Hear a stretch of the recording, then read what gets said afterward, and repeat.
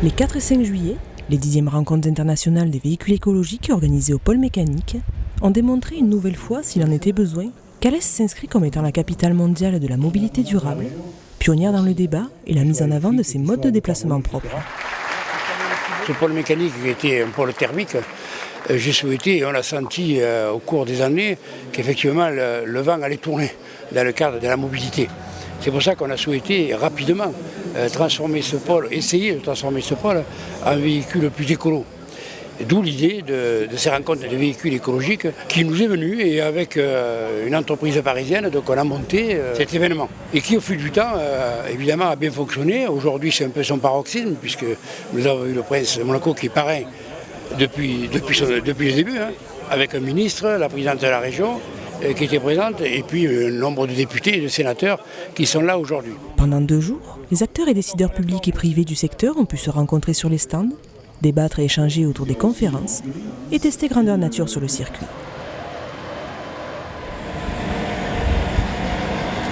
Fidèle parmi les fidèles, et donc parrain des rives, le prince Albert II de Monaco ne tarit pas d'éloges sur cette manifestation. Merci encore une fois. C'est formidable, j'ai beaucoup de plaisir à venir et je trouve qu'il y a beaucoup de très belles innovations, que ce soit d'entreprises locales ou d'autres grands groupes automobiles internationaux, français. Mais je trouve que c'est une autre belle vitrine pour la mobilité propre et pour tout ce qui se fait actuellement pour rendre cette mobilité attractive.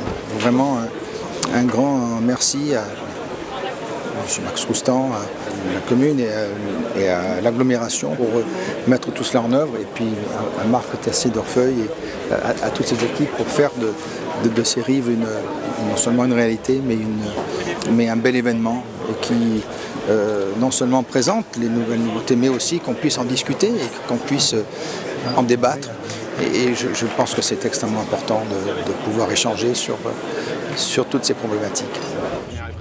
L'écologie aujourd'hui au cœur du débat quotidien. François de Rugy, le ministre de la Transition écologique et solidaire, avait également tenu à faire le déplacement. Je souhaitais venir ici aux rencontres internationales des véhicules écologiques d'Alès, car depuis 10 ans sont présentées ici des nouveautés technologiques, mais des nouveautés technologiques grand public, qui permettent aux Françaises et aux Français de s'approprier les nouveaux véhicules qui permettront demain d'atteindre nos objectifs en matière de réduction des émissions de CO2. Côté Occitanie, la présidente a affirmé avoir pour ambition de devenir la première région à énergie positive d'Europe et va investir 150 millions d'euros dans les 10 prochaines années afin de développer l'hydrogène vert. À travers le Salon Rive, c'est cette mobilité écologique qui nous permet d'être en anticipation, qui va nous permettre d'être en expérimentation et puis après, quand on sera au modèle productif, eh bien, les emplois ils seront ici à Alès, ici en Occitanie. Hydrogène, bioéthanol, électrique, GPL, entre autres hybrides, de nouveaux horizons se sont ouverts au fil des années.